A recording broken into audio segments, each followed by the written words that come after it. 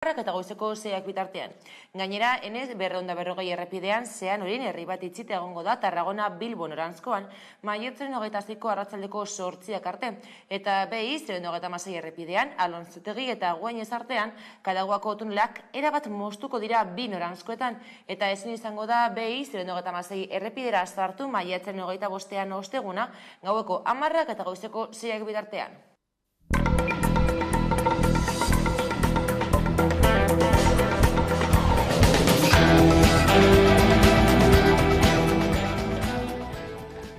Hirurogeita 8 greba egun egin dituzte Bizkaiko zahar-etxeetako elako langileek eta goizean heldu dira akordiora patronalarekin. 2 urteko lan gatazkaren ostean lortu dute hileko soldata 1.460 eurotik 1.800 igotzea 2025erako. Horrela, Gipuzkoan UGTek gutxiengoan lortutako hitzarmena baino hobea erdietsi dutela azpimarratu du elak gaur eguerdian Bilbon egindako agerraldian. Elarekin batera, UGT sindikatuak ere sinatu du patronalarekiko akordioa. Hitzarmenak 5.000 langile baino gehiagori eragiten die, gainera, elak azaldu duenez hitzarmenak bermatu egiten du langile taldearen 85% finkoa izatea eta ordezkapenak lehen egunetik betetzea. Labek, nabarmendu du bere aldetik langileen konfrontazioak eta borrokak eragin duela soldaten eguneraketa lortzea, baina aldi berean uste du sinatutakoak ez duela hobekuntza sozialik jasotzen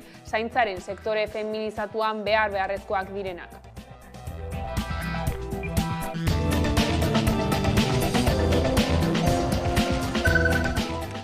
Gabon, Arabako zahar egoitzetako langileek lehenengo greba egun abiatu dute gaurkoan, ELA eta LAB sindikatuek deituta. Alde batetik, Arabako lehen hitzarmena negoziatzea eta sinatzea exigitzen dute, eta beste alde batetik, Bizkaiko eta Gipuzkoako adinduen egoitza pribatuen baldintzak izatea eskatzen dute. Nahi duguna da Arabako lehenengo hitzarmena, eta bigarrena da Bizkaia eta Gipuzkoako ekiparazioa. Azken finean, langile hauek 1.782 ordu lan egiten dute, 1.000 eurogatik, eta Bizkaian 1.582 ordu 1.200 eurogatik. Orduan nahi duguna da haien ekiparazioa. Lan berdina, soldata eta baldintza berdina. Negoziazioa guztiz blokeatuta dago, guk etengabe aldatu dugu gure eskaera, gure plataforma, soldaten aldetik, eta orain egoera, da azken mai negoziatzailea martxoan izan genuela, martxoaren 15ean, eta gaur egun ez daukagu inolako erantzunik. Adegi patronalak eta ELA eta UGT sindikatuek astearte honetan sinatu dute Gipuzkoako metalgintzako hitzarmen berria. Maiatzaren 11an itxi zuten akordioa eta gaur irudikatu dute akordioaren sinadura. 4 urterako akordioa da, 30.000 langileri baino gehiagori eragiten die eta soldata igoerez gain azpi kontratatutako langileen subrogazioa eta euskararen normalizazio plana jasotzen ditu hitzarmenak. Hain zuzen ere, 2023 honetarako 5% soldata igoera adostu dute.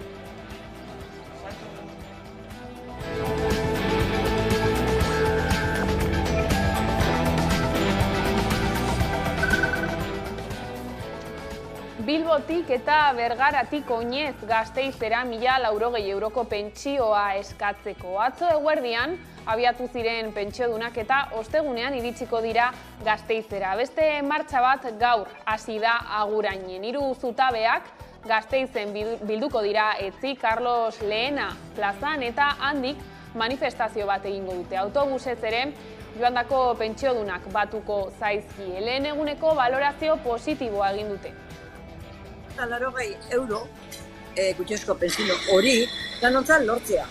Eta horretarako, Madrileri eskatu badiogu be, Madrile momentu honetan ondino, betxaz Madrileak ez du zehaztu dirurik horretarako, eta bitartean eskatzen dutzegu, bai Gasteizko gobernuri eta bai Iruñako gobernuri 1.080 eurora pentsio guztiak osagarritzea. Hori da guzti honen helburua. Alerta horian dago Nafarroako Foru Erkidegoa gaur. Alerta ezarri du, ekaitz eta euri arriskuagatik. Hain zuzen ere bereziki, Erribera inguruan bota du euria, ordubetean metro karratuko 40 litro botatzea espero da. Goizean eta eguerdi partean egin du euri gehien. Hala ere, badirudi iparraldean asteburuan uholdek kaltetutako eremuan euriteak apalagoak izan direla, hori bai, ezegonkortasuna izan da nagusi eta tarteka ekaitzak jo du. Joan den ostiral gauetik larunbat goizaldera bitarte izan ziren euritek kalte handiak eragin zituzten Urumealdean eta Bortzirietan. Zehazki, herri kaltetuenak Arano, Bera eta Lesaka izan ziren. Asteburuan auzolanean aritu dira garbitzen ahal den neurrian behintzat. Eta atzo hasi ziren kalte horiek neurtzen, behin-behineko txostenak egiten ere. Gainera, Gipuzkoan Ereñotzuko eta Pagoagako inguruak hondamendi eremu izendatzeko eskatu dute joan den asteburuko euritek egindako kalteengatik. Asteburuan Nafarroako ipar-mendebaldean izandako euri jasa bortitzek uholdeak eragin dituzte Lesakan, Beran eta Aranon. Zorionez ez da hildako ez da zauriturik izan, baina kalte materialak handiak izan dira. Nafarroako gobernuak iragarri du, aste honetan bertan onartuko duela hondamendi eremu izateko eskaria gobernu bileran. Bitartean, kalteak jasan dituzten personek zuzenean joal izanen dute ekonomia ministerioko aseguruen konpentsazio partzuergora. Azken honen kalkuloen arabera, kalte materialak 4 eta 5 milioi euroren artekoak izan daitezke. Kiroletan berriz, bizikletaren erabilera sustatzeko eta 2023ko turrari ongietorria emateko bizitur jaialdia egingo dute. Maiatzaren 7an Donostian izan zen, ekainaren 4an Arabako hiriburura helduko da eta ekainaren 25ean Bilbora iritsiko da.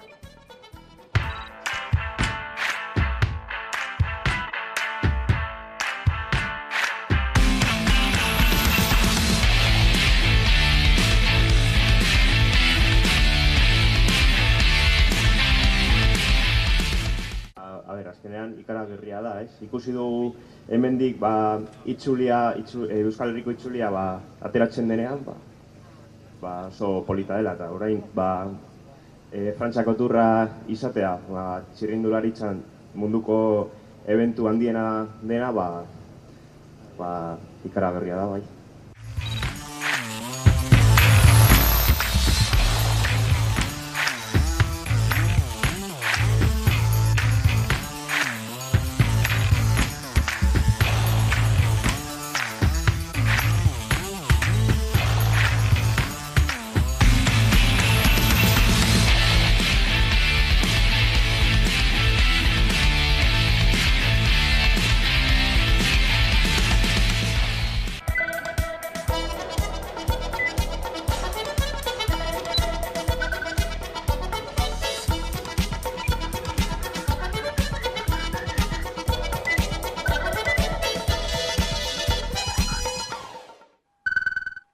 Ongietorriak gurean gaur gaueko albistegira. 78 greba egun egin dituzte Bizkaiko zahar-etxeetako elako langilek eta goizean heldu dira akordiora patronalarekin. 2 urteko lan gatazkaren ostean lortu dute hileko soldata 1.460 eurotik 1.800 igotzea 2025erako. Hitzarmenak 5.000 langile baino gehiagori eragiten die.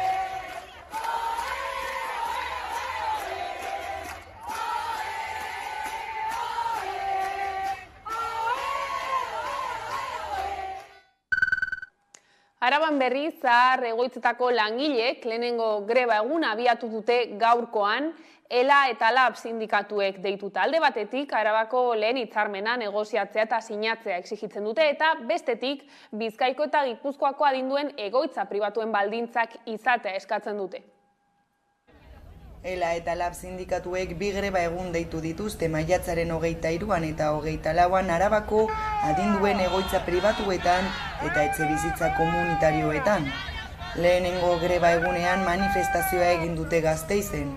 Arabako lehen hitzarmenaren negoziazioan patronalen blokeoa salatu dute. Azaldu dutenez, urrian egin zituzten lehenengo manifestazioak eta grebak eta egoera aldatu ez denez, aldarrikapenak berriz kaleratzea erabaki dute.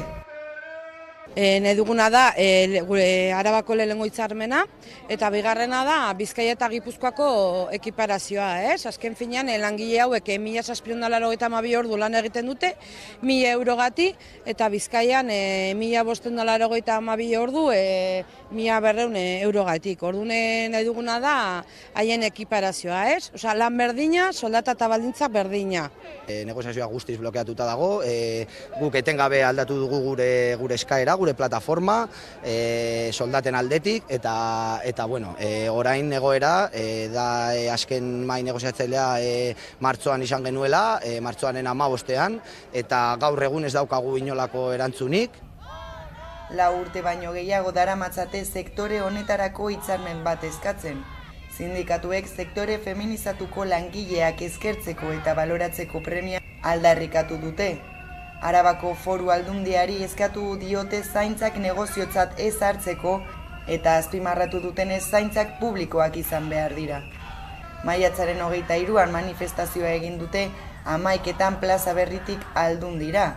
Maiatzaren 24an berriz 11etan elkarretaratzea antolatu dute Los Desamparados plazan.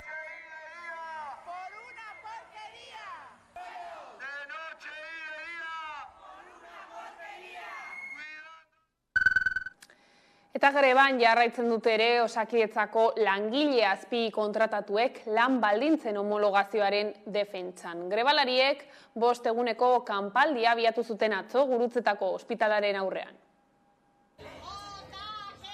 Osakidetzak azpikontratatutako garbitzaileek beste urrats bat eman dute lan gatazkan.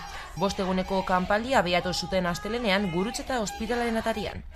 Greban daude langileak ELAk deituta 85 egun daramatzate lanera joan barik, eta LAB, UGT, Komisiones Obreras eta SK intersindikalak deituta apirilaren 26tik grebara batu ziren bestain bat. 5 urte daramate lanituna berritu barik eta Osakidetzak azpikontratutako garbitzaileen aldarri nagusia lan baldintzak Osakidetzako langileekin homologatzea da. Bere garaian baldintza horiek adostu zituzten sindikatuek enpresekin eta Osakidetzarekin, baina orain Osakidetzako zuzendaritza homologazio printzipio hori hausten ari dela salatu dute. Garria eta lotsagarria iruditzen zaigu zuen jarrera. Urte bete baino gehiago irekita daraman lan gatazka baten aurrean. Osasun sailak beste alde batera begiratu du. Horrez gain, negoziaziorako borondaterik ez izatea leporatzen diote Osakidetzari, baina bien bitartean Osakidetzak dio ez dagokiola berari bereaz den pertsonalen lan baldintzak negoziatzea. Eta langileek argi dute prest daude protestak areagotzeko horrela jarraitu ezkero.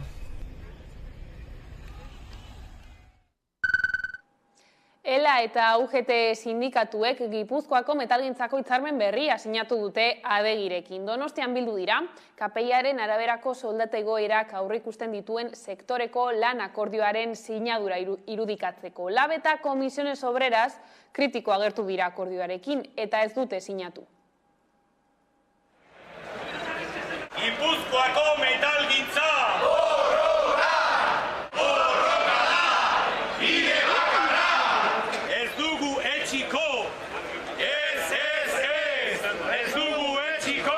KPIa ez da bermatzen soldata errealetan, patronalak duen orduekiko malgutasuna ez da ikutzen, 9. artikulua, lan osasunaz ez da ez hitz egiten, eta ordu jaitsiera simboliko bat besterik ez du jasotzen.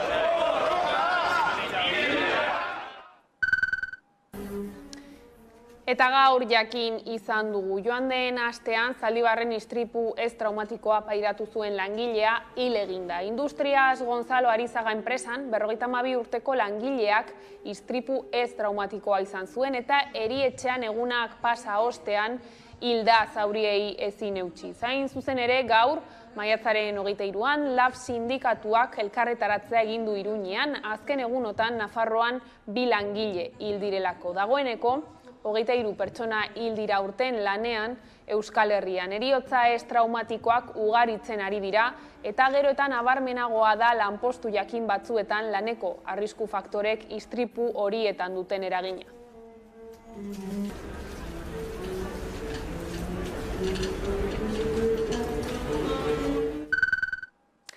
Bilbotik eta Bergaratik Oinez Gasteizera 1.080 euroko pentsioa eskatzeko atzo eguerdian abiatu ziren pentsiodunak eta ostegunean iritsiko dira Gasteizera. Beste martxa bat gaur hasi da Agurainen. 3 zutabeak Gasteizen bilduko dira etzi, Carlos Lehena plazan eta handik manifestazio bat egingo dute. Pentsiodunen mugimendutik balorazio positiboa egin dute lehenengo egunari begira.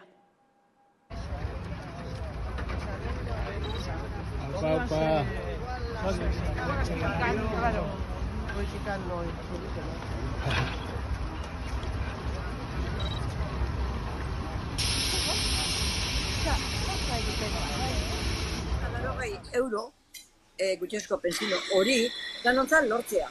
Eta horretarako Madrileri eskatu badiogu be, Madrile momentu honetan ondino, behintzat Madrilek ez du zehaztu dirurik horretarako, eta bitartean eskatzen dutzegu, bai Gasteizko gobernuri eta bai Iruñako gobernuri 1.080 eurora pentsio guztiak osagarritzea.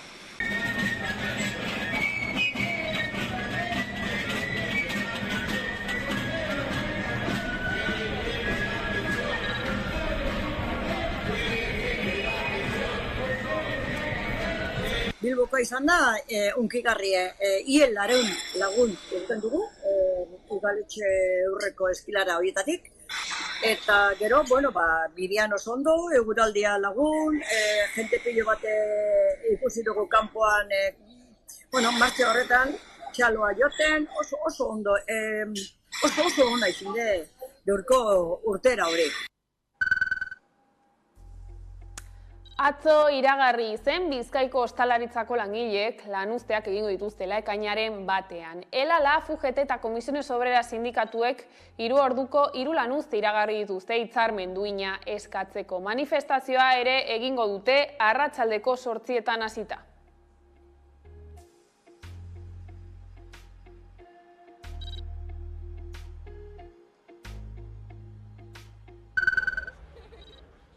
Eta munduko bankuak beken antolatu duen kongresuaren aurka protesta egin dute hainbat eragilek. Eskubide sozialen gutunak, EH Kapitalari plantok eta Jauzi Ekosoziala plataformak deitu dituzte protesta horiek. Euren aburuz, bankuak bere jarduna berdez tindatzeko antolaturiko konferentzia bat da Barakaldokoa eta datozen egunetarako ere hainbat protesta daude deituta.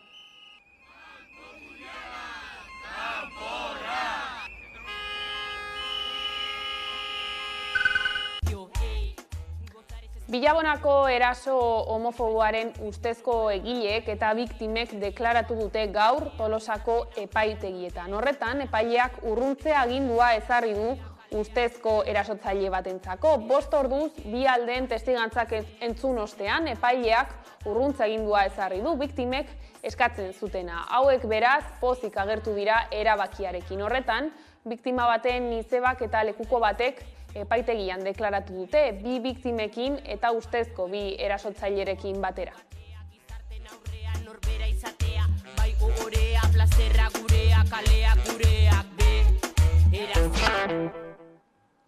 Gai zaldatuko dugu orain, eguraldiari dagokionez, alerta horian dagoelako Nafarroako Foru Erkidegoa gaur. Estatuko Meteorologia Agentziak alerta ezarri du ekaitz eta euri arriskuagatik. Hainbeten arabera, Egun osoan zehar bota ditu zaparradak eta arratsaldetik aurrera ekaitzak izan dira protagonista hainbat lekutan. Hala ere, badirudi iparraldean asteburuan uholdek kaltetutako eremuan euriteak apalagoak izan direla, hori bai, ezegonkortasuna izan da nagusi. Nafarroako ipar-mendebaldean izandako euri jasabortitzek uholdeak eragin ditu Beran eta Lesakan, eta kalteak sortu ditu bigarren mailako sareko 3 bideetan. Aranoko herrigunean eta inguruko hainbat baserri errepidez inkomunikatuta utzita. Gobernuak Ilarrate gainako beran egin duen euri neurketan 101 litro metro kuadroko prezipitazioak jaso ziren. Lesakan Astazelaietako euri neurketan metro kuadroko 43 litro jaso zituen, eta Goizuetan metro kuadroko 40 litro. Añarbeko Gipuzkoa presaren euri neurgailuak, justoki Aranotik gertu dagoenak, 241 litro jaso ditu metro kuadroko eta prezipitazioak pilatzearen ondorioz, Berako eta Lesakako hiriguneetan kalteak eragin ditu etxe bizitzetan eta bajeretan. Bi hauek urez betez. Kalteak beran bildu dira bereziki, zia errekak gainezka egin eta gero. Lesakan bertzalde, Luis Ibatek 15 etxe bizitza inguru kaltetu ditu. Pasatu dena hori, goizeko laurden gutxitan edo nik deiba jasotzen dut, Sos Navarratik, eta zia erreka hori gainezka egindula, eta hurbiltzen naiz nire gelako lehiora, eta ikusten dut Kantxonberri auzoa dena erreka bat dela. Eta hortik aktibatzen dugu emergentzia plana bigarren mailakoa, eta jendartea bisatu, bomberokin egon, eta dena martxan jarri. Erran behar da, hori, pare bat ordutan gertatu dela dena, 120 litro edo erori omen dira, eta ordua ere alakoa zen, gauez, eta alde batetik pentsatzen genuen, eguerdiko 12 gertatuko balitz, igual jende gehiago dago kalean eta bar, eta urak karri duen indarra izugarria izan da, kotxeak mugitu ditu, eta Ramirez presidentea ordea, Beran eta Lesakan izan da. Kalteak baloratu eta errepideak konpontzeko tenorea heldu da. Bitartean, herritarrak auzolanean orain ezker eskuin garbiketa lanetan. Nafarroko gobernuak iragarri du asteazkenean onartuko duela hondamendi eremu izendatzeko eskaria gobernu bileran. Bitartean, kalteak jasan dituzten eta segurua duten pertsonek zuzenean jo ahal izanen dute ekonomia ministerioko aseguruen konpentsazio partzuergora. Azken honen kalkuloen arabera, uholdeek 4 eta 5 milioi euro arteko kalte materialak eragin dituzte zonaldean. Euria bota badu ere lehorteak eta klimaldaketak lehen sektorean izan ditzakeen ondorioak aztertzeko bilera egin dute, sektoreko ordezkariek eta Arabako, Bizkaiko eta Gipuzkoako zenbait erakundek. Eusko Jaurlaritza buru lehendabiziko aldiz elkartu dira eragile guztiak nekazaritza eta klimaldaketaren mailan gaur egungo egoeraren analisia egin eta beharrezko neurriak eztabaidatzeko. Eusko Jaurlaritzak nekazaritza eta klima aldaketaren maila bildu du. Aurre ikuspenek sektorari aurre hartza eta laguntza eskatzen dutelako. Lehorteak eta klima aldaketak lehen sektoran izan ditzaketen ondoriok aztertu dituzte. Unezaiak bizi baitituzte lehen gaien presioan igoeragatik eta azken hilabetetako urfaltagatik. Uzta txikiago dago eta alde batetik belar gutxiago jaso da, batez ere Araban, Bizkaian eta Gipuzkoan zertxo bait gehiago, eta aberen elikadura zaila izango da eta gaina prezioak gora egin du. Lehorteak oraingoz euskal gizarte osoari eraginez badio ere gogor jotzen ditu nekazaritza eta abeltzaintzako profesionalak. Testuinguru horretan kanpoan erositako bazkaren menpekotasuna txikitzeko eta laboreak ahalik eta modurik eraginkorrenan ureztatzeko beharra dagoela nabarmendu dute ordezkariek eta neurriak adostu dituzte horretarako. Bada animalientzako bazka ekoizpen handitu egingo da eta autokontsumoa sustatu. Aberek behar duten elikadura bertan neurri batean ere martxan jartzea eta horrek suposatzen du gauza desberdinak egin ahal izatea. Ur hornidurari erreparatuz gero, uraren Euskal Agentziak txosten batean adierazi duenez, egungo egoera duela urtebete baino txarragoa da. Naiz eta betetze maila 70%tik gorakoa den Euskal Autonomia Erkidegoko urtegietan. Larrialdi neurririk hartzera eramaten ez duen egoera bat bada ere, kontuan hartu behar da joera horrek jada ekosistemetan duen eragina. Ildo horretan ekimen sorta bat planteatu da. Ur hornidura bermatu egin behar dugunez, ur hornidurako sistema osoa, azpiegitura osoak hobetu egin behar diala, indartu egin behar dirala, eta ditugun galderak baita ere, gero eta gutxiago izan daitezen hobetu behar dugula. Horrela ur faltak ganaduaren elikaduran eta baratzen mantentzen eragin ditzaken arazoak arintzen lagundu nahi da.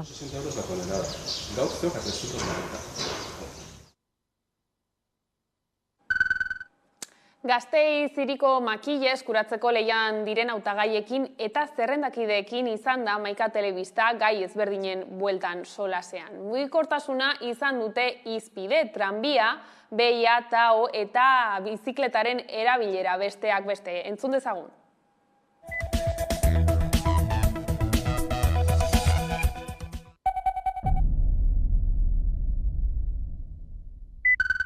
Alde batetik, egin genuen lehenago Salburuarako luzapena, alde batetik laburragoa zelako bidea, ezta? Eta nik uste dut, Salburuan azken 4 urtetan obrak sufritu egin ditu jendeak, eta orain oso pozik dago azpiegitura honekin, eta egia esan, emaitzak oso onak dira. Jende asko erabiltzen du tranbia Salburuatik zentrora, eta zentrotik Salburuara bai, ezta? Alde horretatik oso pozik gaude. Baina horrengo pausua da Zabalganara bidaltza. Zabalganara bidaltzeko kilometro gehiago dira, obra gehiago kostatuko zaigu, obra luzeagoa delako, baina nik uste dut guztiz funtseskoa, guztiz importantea, eta saiatuko gara lehen bultzatzen proiektu hau datorren agintaldian martxan jartzeko. Egon ziren, baina hori ja konponduta daude, ja adostuta dago dana Eusko Jaurlaritzarekin, eta aldortatik nik uste dut lehen adostasun horiek atzean geratu dira, oain adostasuna da nagusi, argi daukagu bai Eusko Jaurlaritzak bai guk ze bidea nahi dugun egin, eta nik uste dut benetan posgarria da bereziki Zabalganako auzokidentzat. Salburuako eginda dago ja, eta beraz ez dauka zentzurik hitz egitea ea zentzua zegoen ala ez, gure ustez ondo dago, eta gainera proposatu dugu plan bat betoño gamarrako industrialdea berritzeko, eta uste dugu etorkizun batean, ez baldin bada bihar edo etzi, baina bai planifikatu behar dela nola eraman beharko litzatekeen luzatuz, Salburuako tranbia hori, baitare betoño gamarrako industrialdera. Eta mendebaldean, Zabalganari dagokionez, guk ere proposatu genuen Jundizeraino luzatzea tranbia proiektatuta dagoena, hain zuzen ere, Jundizko erdiguneraino, ezta? Ezetz esan zitzaigun, AJ eta PSetik, eta guarda eguna, ia alderdi politiko guztiek esaten dutela, ja onartzen dute, egunen batean, ez bada bihar etzi izango dela, eraman beharko dela tranbia baita ere Jundizera. Eta gero, Salburua eta Zabalgana hor arazoa izan da abiadura handiko trena. Abiadura handiko trenak eragiten ari da zenbait daño kolateral edo kalte kolateral, alboko kalteak eragiten ari da, eta egunin batean ikusiko ditu. Ez gara egon normalean tranbiaren aldez. Oso garestiak dira eta ulertzen dugu autobusekin hobeto egin dezakegula. Orain eginda dago eta jendea pozik dago eta espero dugu gero eta jende gehiago erabiltzea garraio publikoa. Zabalgana da Gasteizko auzorik handiena. Uste dut bizi direla 30.000 pertsona inguru eta behar zen garraio publiko bat jendea mugitzeko.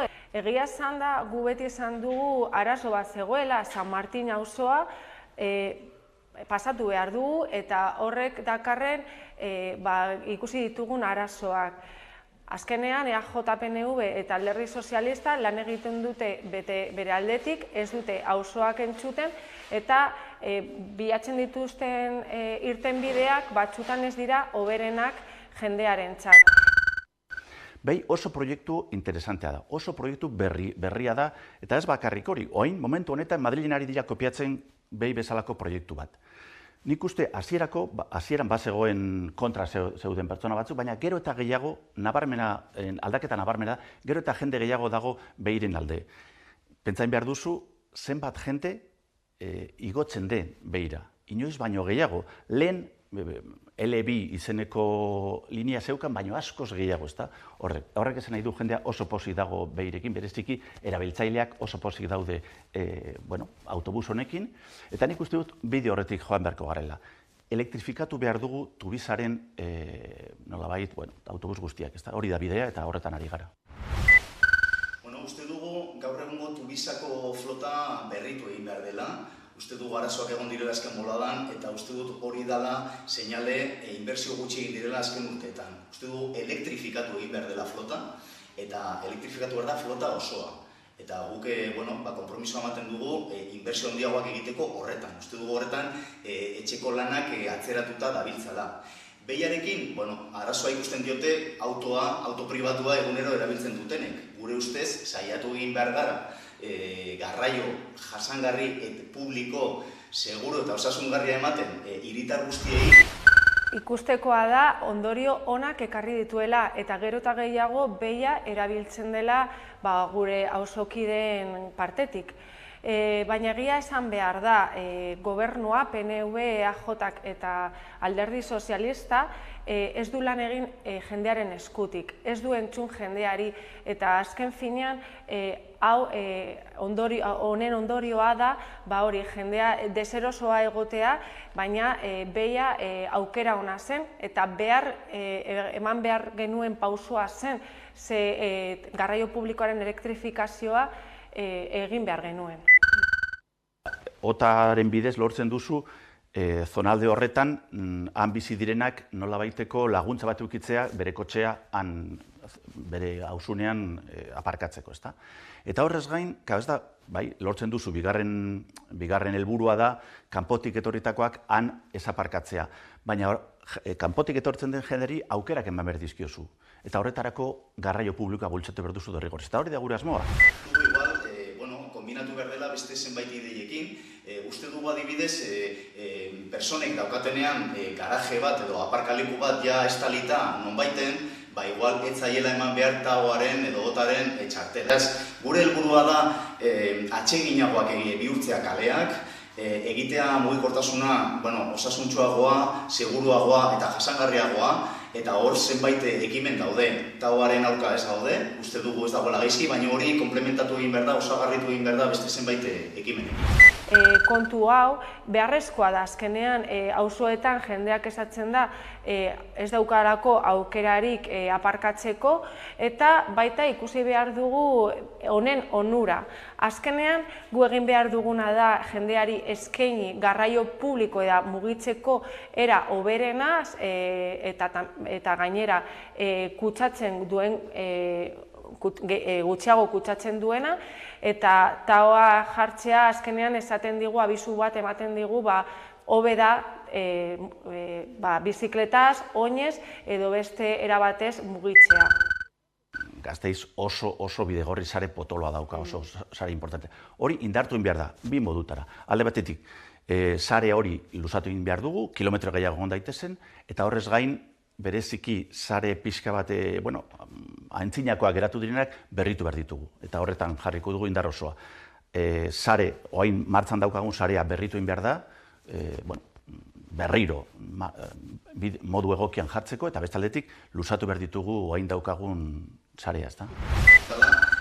Txirrindularien azpigiturak hobetu behar dira, bidegorriak hobetu behar dira, asko daude, baina denak ez dira egokiak. Gure ustez behar dugu hirian ordenantza bat, mugikortasun ordenantza bat, proposatu egin dugu ja orten, proposatuko dugu berriz datorren urtean, eta ideietako bat da bidegorriak hobetzea. Nola proposatzen dugu hobetzea? Uste dugu kaltzadara jaitsi behar direla bidegorriak, baina modu segregatu batean. Eta horrela, txirrindulariek segurtasuna ikusiko dute eta uste dugu horrela gehiago erabiliko dela. Jendea ez du nahi bizikletak kaleetatik joatea, eta bizikletak nahi dute kotxeekin joatea, baina horretarako behar dugu trafikoaren baretzea, hori derrigorrez egin behar dugu, eta gu egiten dugun apustua da Gasteiz 30 kilometroko hiri bat izatea. Horretarako adostasunak eta eskua zabala daukagu adostasunak heltzeko, ze ulertzen dugu legealdi honen azkenean ikusi dugula EAJak eta Alderdi Sozialistak ez dutela izan aukerarik, ez dute lan egin mobilitate plan hori aurrera eramateko.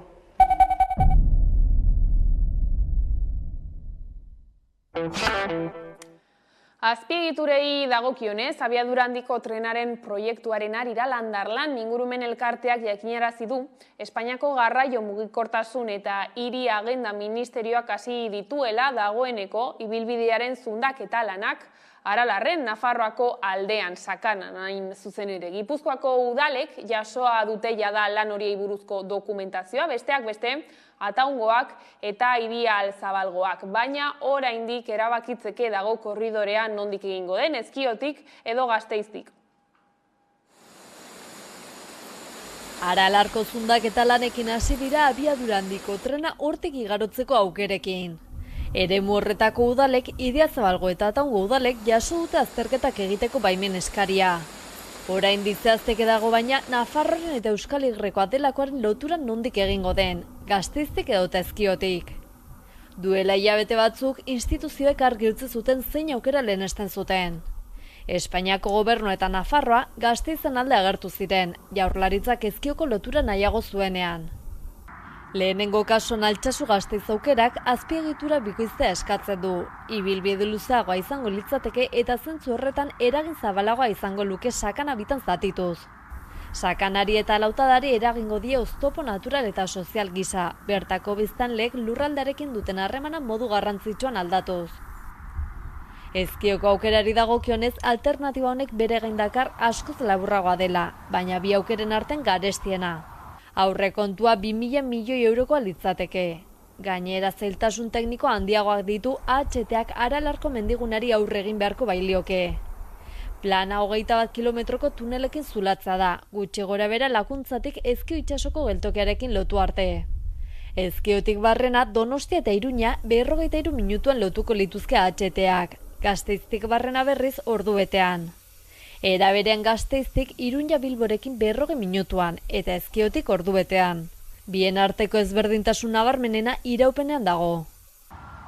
Momentuz ez dira akordio batera iritsi, baina lotura alde batetik edo bestetik egin bi proiektuekin aurrerantz jarraitzen dute. Izan ere Espainiako garraio mugikortasun eta hiri agenda ministerioak dagoeneko eman ditu Aralarren egin behar dituen zundaketa lanekin hasteko lehen pausoak. Gipuzkoako udalek dagoeneko jaso dute lan hauen dokumentazioa eta baimen eskaria.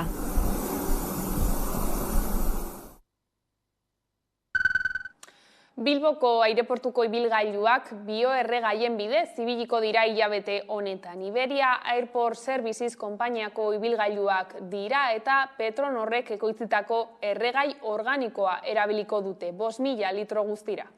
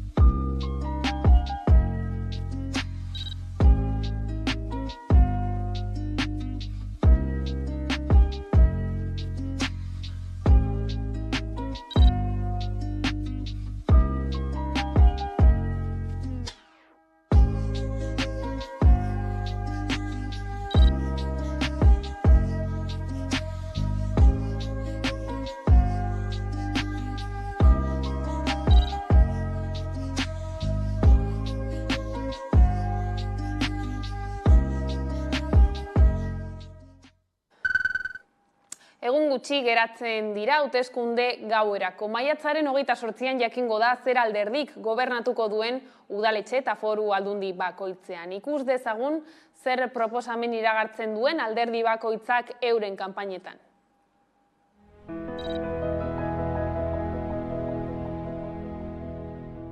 Eta horregatik eskatzen dugu botoa.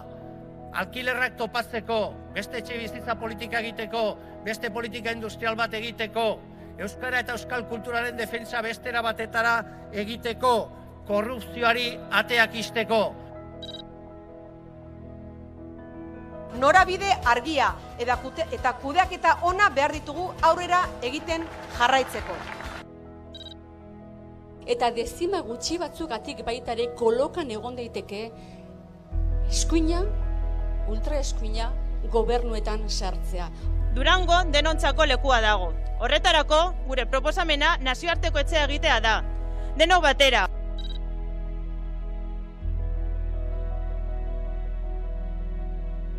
Iruñar bakoitzaren ongi izatea da nere kezkarik nagusiena. Mikel Serrano Zumarragako PSko alkategaia elkarrizketatu dugu gaurkoan Hamaika telebistan. 5 legegintzaldi daramatza dagoeneko alkate karguan, eta nabarmendu du herritarrekin harremana izateak aukera eman diola. Ikus dezagun.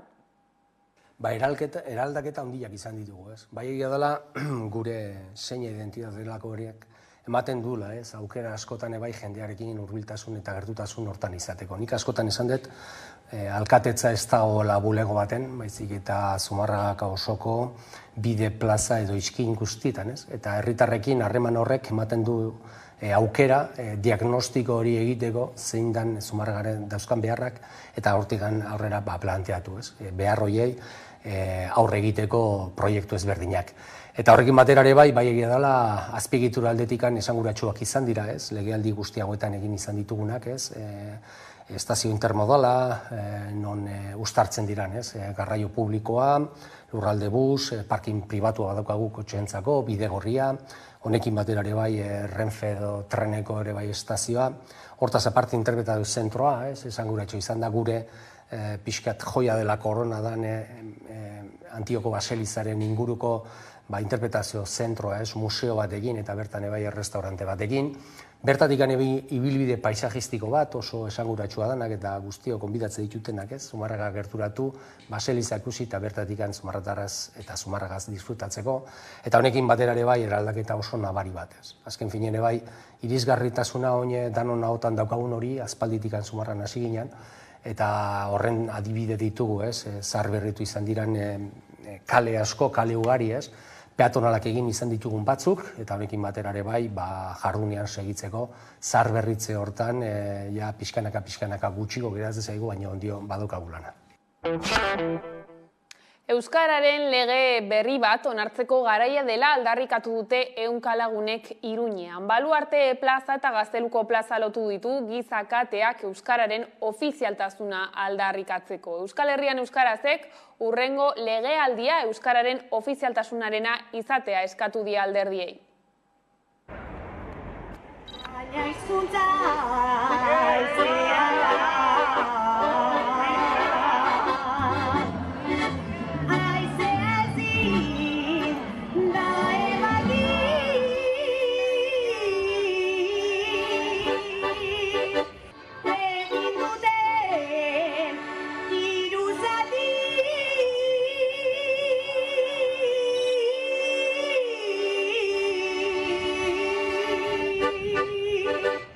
Eta uste dugu gobernu aurrerakoi batek ezin duela beste behin euskararen gaia alde batera utzi eta euskaldunon eskubidea kontutan ez hartu. Beraz, uste dugu badela garaia eta badela ofizialtasuna onartzeko garaia eta datorren legealdi izan behar dela ofizialtasunarena. Aliguaen nabarro numi ezetz benetan euskaren promozioa deritxoz inpozaketa, inpozatza da euskara legearen mapaketa, bai eredu inpozaketa gure lurra apurketa. Euskararen inguruko eztabaida politikoak bere horretan jarraitzen du. Nafarroan euskararen ofizialtasuna eskatzeko ere borrokan jarraitzen dute eta horren inguruan hitz egiteko Sugoi Etxarri Euskal Herrian euskarazeko kidea daukagu pantailaren bestaldean. Gabon. Haupa, kaixo. Azken aldian esan dugu, ez da, hizkuntza eskakizunek zeresan handia eman dute batez ere zerbitzu publikoan eta beste hainbat arloetan ere. Duela aste batzuk manifestazio egin zenuten Iruñean, nola joan zen? Manifestazioan inguruan egiten dugun balorazio oso positiboa da. Gizakate jendetxoa izan duzen eta hori ehundaka herritarrek eskutik helduta irudikatu nahi izan genuen, ezarri nahi izan diguten eta urtetan ezarri nahi izan diguten zonifikazioen gainetik, ez, eremu eta pareta horien gainetik, ofizialtasuna eskatzen dugula denok batera Nafarroa osoan, eta oinarrizko gauza dela hori, hizkuntza eskubideen aldetik, oinarrizko lege bat izango litzatekeela euskararen lege berri bat ofizialtasuna onartuko lukena. Euskarari dagokionez, puntu honetan nolakoa da egoera Nafarroan?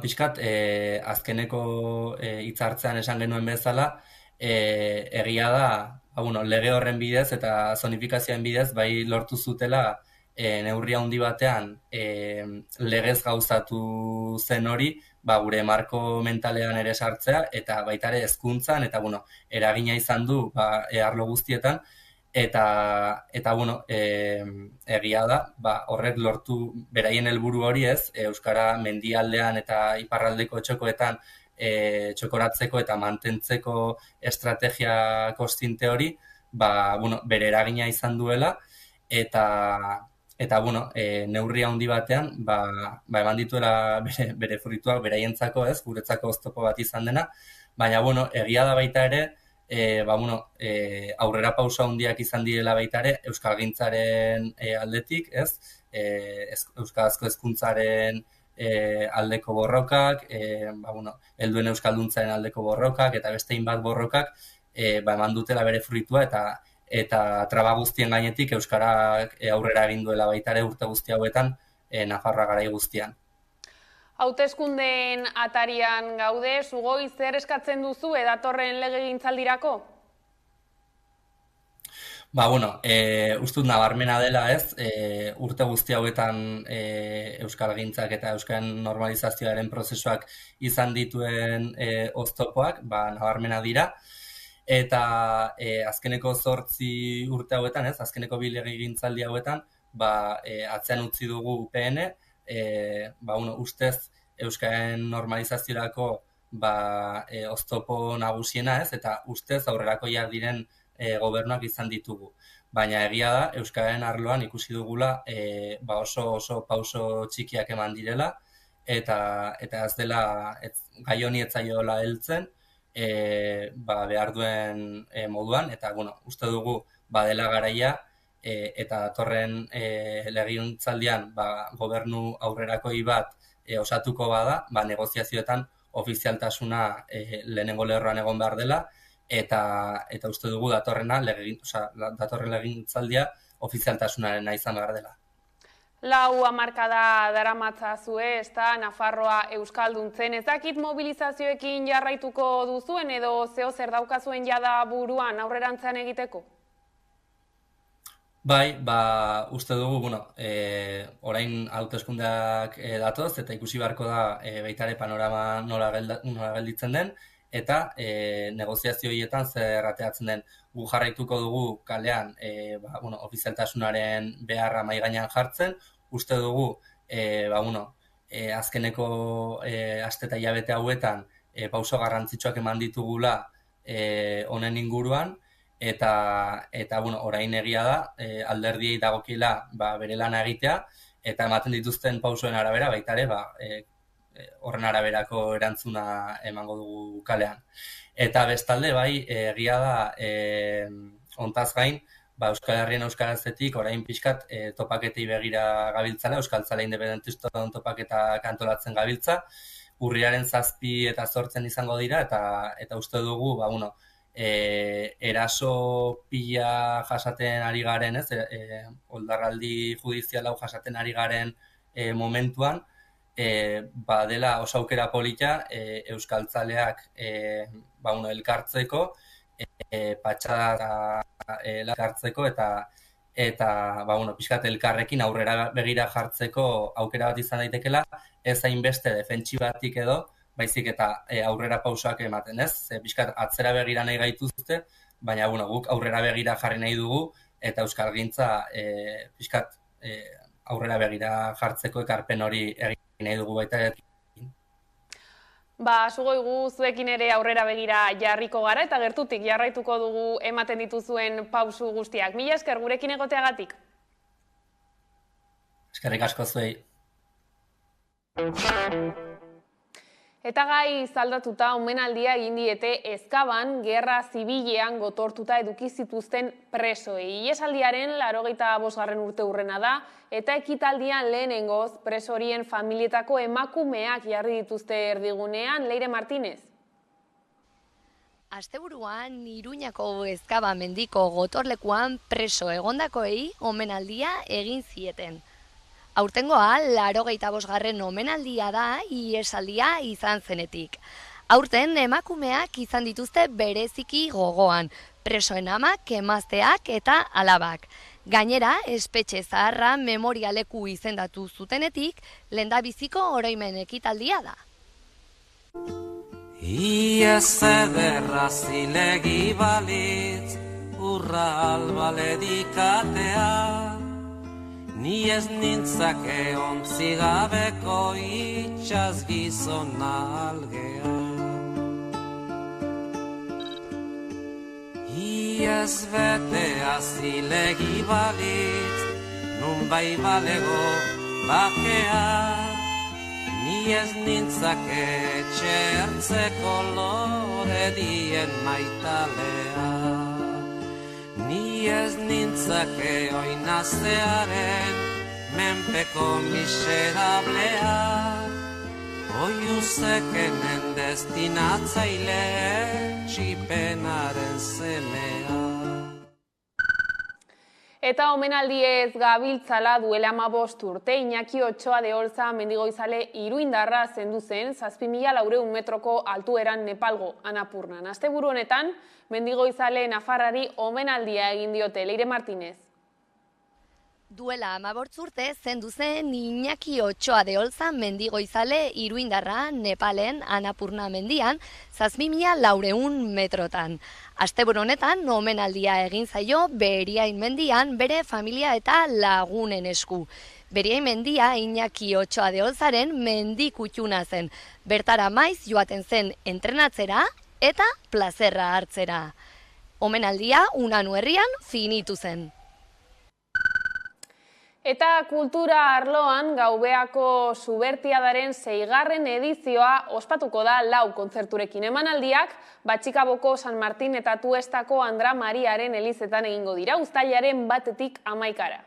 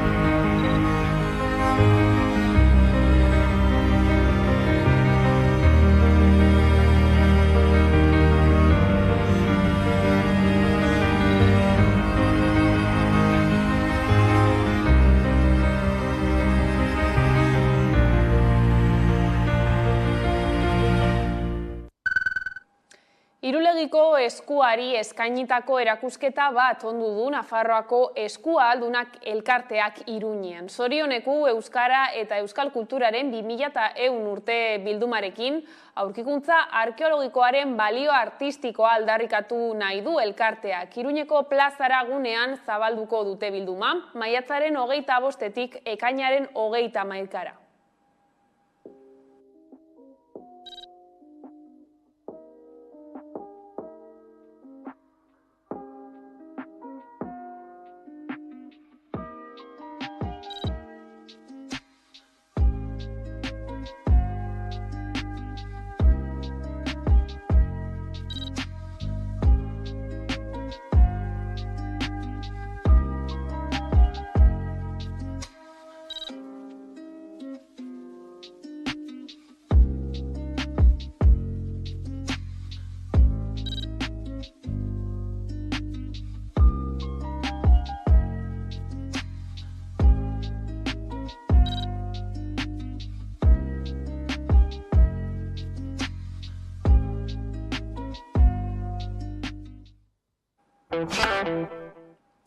Eta horrela iritsi gara albistegiaren bukaerara. Gaurkoan Thatchers taldearen Goizean Oskorri abestiarekin agurtuko zaituztegu, gustatuko zaizuelakoan besterik ez gure aldetik. Horiek izan dira gaueko albistegiak gurean gaur utzi dituenak. Gogoratu guztiak eta gehiago nahi duzuen aldiro 11.eu satarian daudela eskuragarri. Ongi izan eta bihar arte.